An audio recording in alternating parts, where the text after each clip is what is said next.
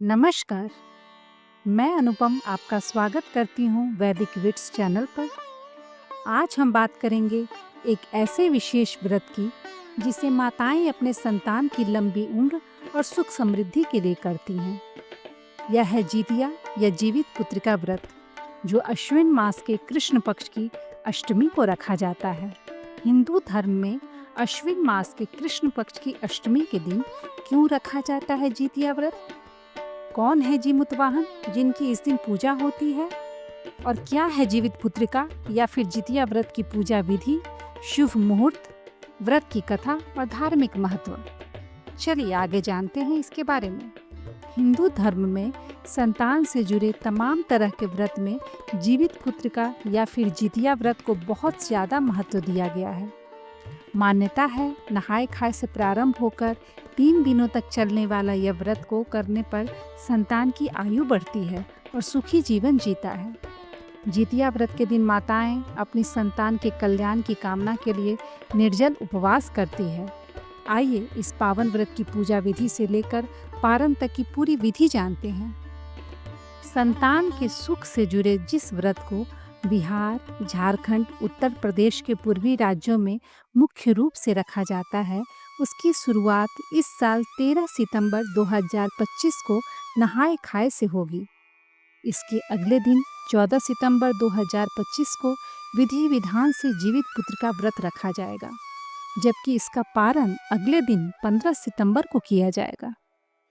जितिया व्रत के पहले दिन महिलाएं सूर्योदय से पहले जागकर स्नान करके पूजा करती हैं और फिर भोजन ग्रहण करती हैं।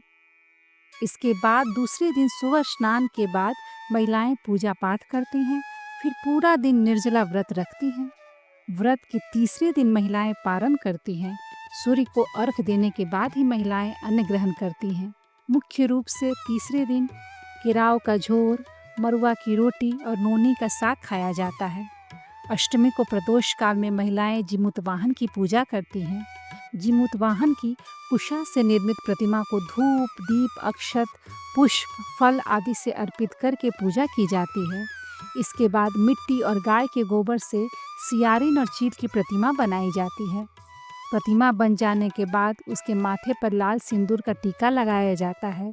पूजन समाप्त होने पर जीवित पुत्र का व्रत की कथा सुनी जाती है। जितिया से जुड़ी एक कथा यह है कि महाभारत युद्ध में पिता की मृत्यु के बाद अश्वत्थामा बहुत क्रोधित था। वह पिता की मृत्यु का बदला लेने के लिए पांडवों के शिविर में गया और उसने 5 लोगों की हत्या कर दी। उसे लगा उसने पांडवों को मार दिया, लेकिन पांडव जिंदा थे। जब पांडव उसके सामने आए तो उसे पता चला कि वह द्रौपदी के 5 पुत्रों को मार आया है। यह सब देखकर अर्जुन ने क्रोध में अश्वत्थामा को बंदी बनाकर दिव्य मणि छीन ली।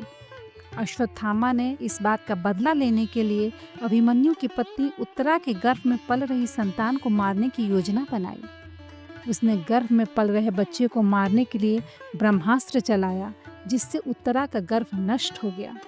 लेकिन उस बच्चे का जन्म लेना बहुत जरूरी था, इसीलिए भगवान श्री कृष्ण ने उत्तरा के गर्भ के मृत बालक को फिर से जीवित कर दिया। गर्भ में मरकर जीवित होने की वजह से उत्तरा के पुत्र का नाम जीवित पुत्रिका और बाद में परीक्षित हुआ।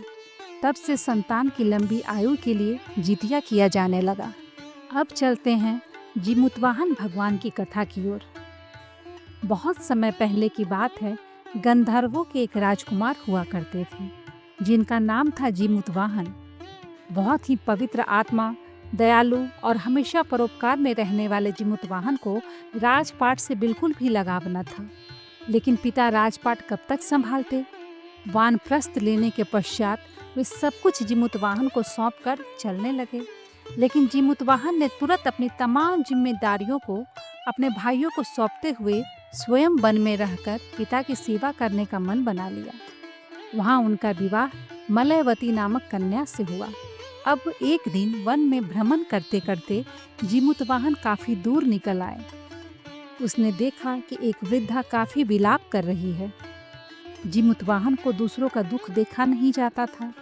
उसने वृद्धा से सारी बात पूछी तो वृद्धा ने बताया, मैं नागवंश की स्त्री हूँ, मुझे एक ही पुत्र है, पक्षी राज गरुड़ के कोप से मुक्ति दिलाने के लिए नागों ने यह व्यवस्था की है कि वे गरुड़ को प्रतिदिन भक्षण हेतु एक युवा नाग सौंपेंगे। आज मेरे पुत्र शंखचूड़ के बलि का दिन है।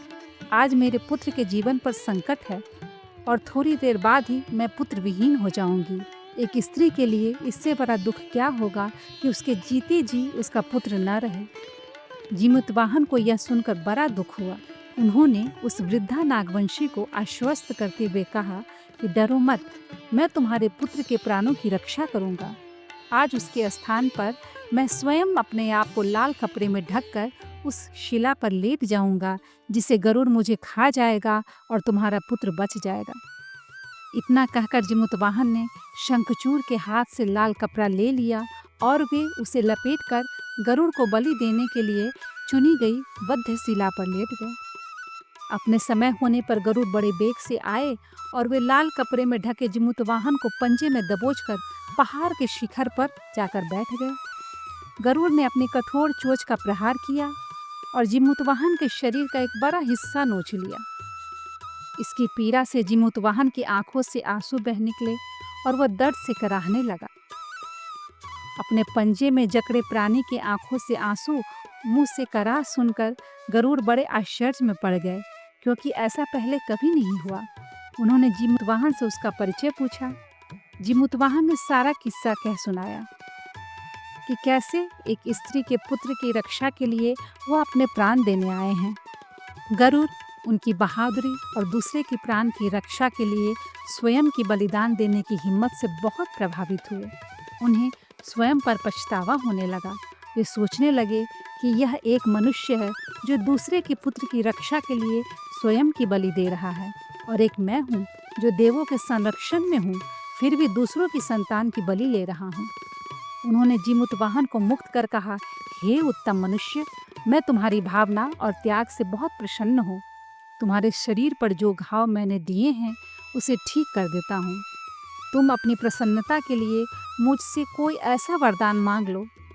राजा जीमूतवाहन ने कहा, हे पक्षीराज, अगर आप प्रसन्न हैं और वरदान देना चाहते हैं तो आप सर्पों को अपना आहार बनाना छोड़ दें।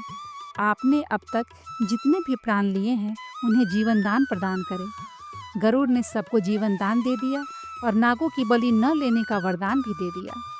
गरुड़ ने कहा, जैसी तुम्हारी इच्छा वैसा ही होगा। हे राजा, जो स्त्री तुम्हारे इस बलिदान की कथा सुनेगी और विधि पूर्वक व्रत का पालन करेगी, उसकी संतान मृत्यु के मुख से भी निकल जाएगी। तब से ही संतान की रक्षा हेतु जीमूतवाहन की पूजा की प्रथा शुरू हो गई। तो यह थी जितिया व्रत का महत्व, कथा और पूजा विधि। यदि आपको यह वीडियो जानकारी पूर्वक लगा तो वैदिक विट्स को सब्सक्राइब करें, वीडियो को लाइक और शेयर ज़रूर करें। मैं अनुपम मिलती हूँ आपसे अगले वीडियो में। तब तक के लिए जय माता दी।